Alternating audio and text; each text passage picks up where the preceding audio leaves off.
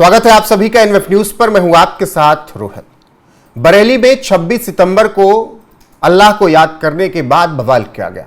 जुमे की नमाज के बाद जिस तरीके से हिंसा की गई, अब उन सब हिंसा करने वालों का इलाज जारी है। लेकिन बड़ी प्लानिंग की गई थी 26 सितंबर को नमाज से पहले ही, और ऐसी प्लानिंग जिसे सुनकर जो असली धर्मगुरु होंगे मुस्लिमों में वो भी चौंक जाएंगे, क्योंकि जुमे की नमाज का वक्त बदल दिया गया था।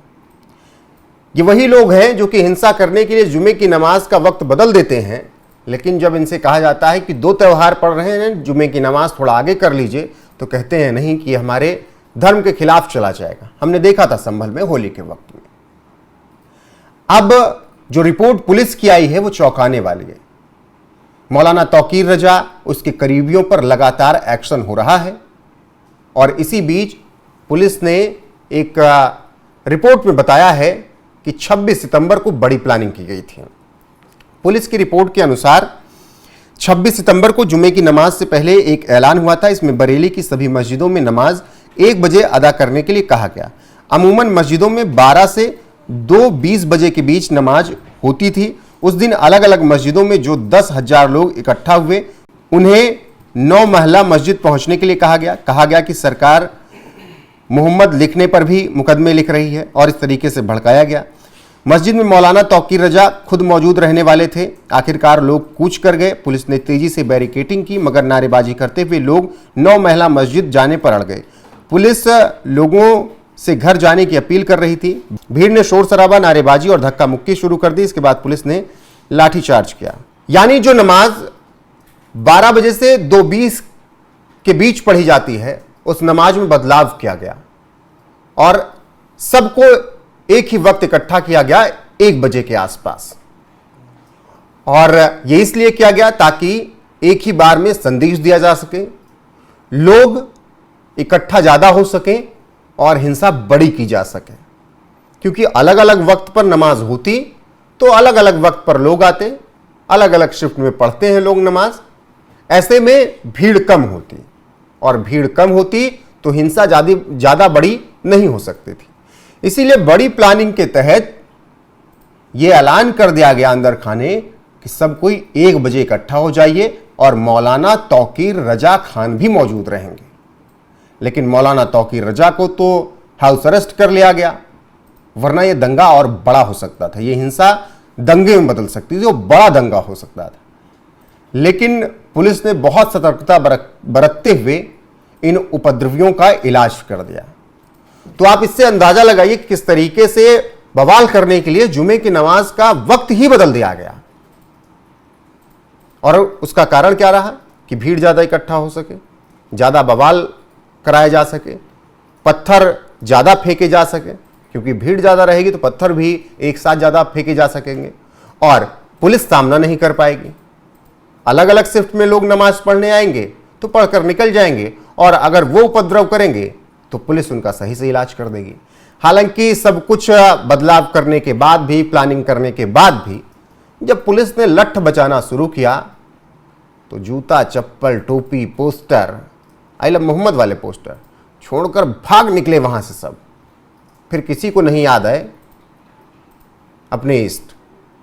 फिर बस केवल पुलिस की लाठी दिख रही थी, और बदन पे जब लाठी पड़ रही थी तो बस चीख निकल रहे थे। तो भले ही प्लानिंग करके 1 बजे सबको इकट्ठा कर लिया गया हो, लेकिन पुलिस की लाठियों के आगे कोई टिक नहीं सका, और बरेली में हिंसा करने वालों का इलाज सही से कर दिया गया। अब बरेली में अभी तक क्या क्या हुआ यह भी थोड़ा समझ लीजिए। सबसे पहले हमने आपको बताया कि 26 सितंबर 2025 को मोहम्मद नाम पर बवाल शुरू हुआ। जुमे की नमाज के बाद प्रदर्शनकारियों और पुलिस के बीच झड़प हो गई।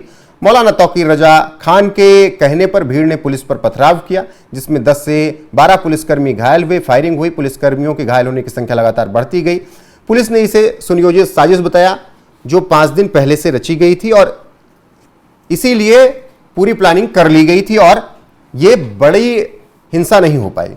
27 सितंबर को तौकीर रजा खान और 7 सहयोगियों सहित 39 लोगों को गिरफ्तार किया गया। कुल 10 एफआईआर दर्ज हुई, 180 नामजद और 2500 अज्ञात आरोपी बनाए गए। अब तक 75 से 81 गिरफ्तारियां बवाल के बाद से हो चुकी हैं और 1 अक्टूबर को शाहजहांपुर के अपराधी इदरीस, जिस पर 20 केस पहले से हैं, इकबाल जिस पर 17 केस पहले से हैं, इनकाउंटर किया गया, पकड़ा गया। इनके पास से पुलिस की छीनी बंदूक और अवैध हथियार भी बरामद हुए। 48 घंटे के लिए मोबाइल इंटरनेट बंद किया गया था। एसएमएस और ब्रॉडबैंड भी बंद हुआ था। 29 सितंबर तक इस इंटरनेट सस्पेंशन को बढ़ाया गया ताकि सोशल मीडिया पर अफवाह ना फैले।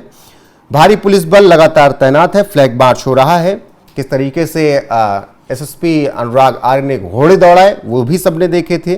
साथ ही रामपुर, पीलीभीत जो आसपास के जिले हैं वहां पर भी हाई अलर्ट पर पुलिस को रखा गया। आरआरएफ की जवान उतारे गए, कंपनियां लगाई गई। अब तक मौलाना तौकीर रजा की कई दुकानों पर बुलडोजर चल चुका है। दामाद से लेकर तमाम करीबियों पर शिकंजा कस दिया गया है। वहीं बाहरी उपद्रवियों को बुलाने का भी खुलासा हो रहा है और ऐसे में मौलाना तौकीर रजा पर एनएसए भी लग सकता है। 10 सदस्यीय एसआईटी टीम जांच कर रही है। जांच में अगर साबित हुआ कि मौलाना तौकीर रजा ने कुछ बड़ी साजिश रची जो कि प्रदेश के विरोध में, देश के विरोध में थी, तो फिर एनएसए के तहत लंबा वक्त उनका गुजर सकता है। इसके अलावा तमाम नेता बरेली जाने की कोशिश कर रहे थे, जिसमें कांग्रेस के सांसद इमरान मसूद थे। उन्हें बरेली जाने से रोका गया। पुलिस ने समझाया कि बरेली आने की जरूरत नहीं है क्योंकि यहां पर स्थिति ठीक नहीं है और आप लोग आएंगे तो स्थिति और खराब होगी।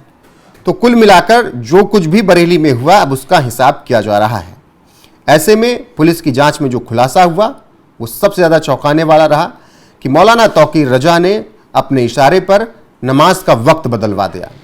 12 बजे से 2:20 के बीच जो नमाज पढ़ी जाती थी उसे 1 बजे किया गया ताकि शिफ्ट में लोग ना आकर एक साथ आएँ, और एक साथ आएंगे तो लोग ज़्यादा होंगे और ज़्यादा लोग होंगे तो ज़्यादा बड़ा बवाल कराया जा सकेगा। लेकिन उस बवाल को पुलिस ने संभाल लिया। पुलिस ने पहले बताया कि सड़क जाम मत कीजिए, शांति से नमाज पढ़िए, अपने घर निकल जाइए, अपनी दुकानों पर जाइए, अपना कारोबार संभालिए। लेकिन दिमाग में दंगा करने, हाथ में पत्थर लेकर आए लोगों ने पुलिस की एक नहीं सुनी और पुलिस की तरफ बढ़ते चले गए। फिर शुरू हुआ योगी सरकार की पुलिस का एक्शन। लठ बजना शुरू हुई तो सब कुछ छोड़ छाड़ कर चप्पल, टोपी, पोस्टर भाग चुके थे उपद्रवी, और अब बुलडोजर सबको ढूंढ रहा है। जिनकी भी तस्वीरें कैद हुई हैं, जिन 2500 पर एफआईआर दर्ज किया गया और जिन नामजद लोगों पर 190 या 180 लोगों पर नामजद जो हैं, उन सब पर बुलडोजर एक्शन हो रहा है। कुछ लोग तो पुलिस के पास जाकर कह रहे हैं कि हमें माफ कर दीजिए, गलती हो गई, मौलाना तौकीर रजा के बहकावे में हम आ गए, हमारे घर बुलडोजर मत चलाइएगा। लेकिन उत्तर प्रदेश के मुख्यमंत्री योगी आदित्यनाथ का कहना है कि दंगा करोगे, हिंसा करोगे प्रदेश के किसी भी हिस्से में तो वैसे ही कूटे जाओगे, वैसे ही पीटे जाओगे जैसे बरेली में पीटे गए थे।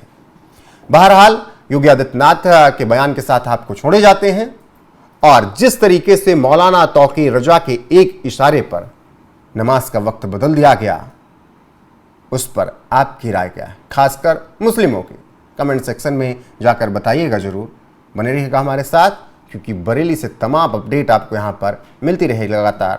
नमस्कार। जिसने भी कानून को हाथ में लेने का प्रयास किया, जो भी राह चलते हुए राहगीर पर हमला करेगा, जो भी बेटी की सुरक्षा पे सेज लगाने का कार्य करेगा और जो भी व्यापारिक प्रतिष्ठानों में आगजनी करने का दुस्साहस करेगा, जो भी पर्व और त्योहारों में उपद्रव करेगा, उसको हम पहले से इस बारे में कह देंगे कि उसको बिना मांगे जहन्नुम में जाने का टिकट हम काट करके दिला देंगे।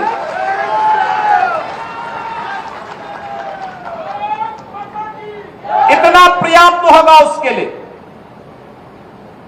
यह अराजकता स्वीकार्य नहीं।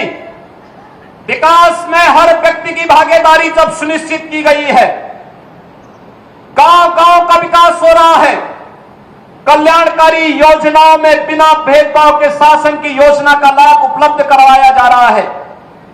बिना भेदभाव के युवाओं को नौकरी और रोजगार उपलब्ध करवाया जा रहा है। तो फिर यह अराजकता कैसे? कुछ चंद लोगों को माहौल खराब करने की छूट नहीं देनी चाहिए। ये वही लोग हैं जिन्होंने उत्तर प्रदेश की भ्रष्ट सरकारों के साथ मिलकर के उत्तर प्रदेश के सामने पहचान का संकट खड़ा किया था। ये वही लोग हैं जिन्होंने उत्तर प्रदेश को बीमारू राज्य बना दिया था।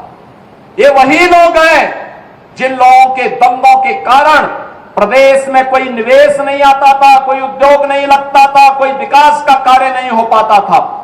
और आज पिछले 8.5 वर्ष के अंदर उनकी मंशा सफल नहीं हुई। अब नए नए तौर तरीके अपनाने का कार्य कर रहे हैं। लेकिन याद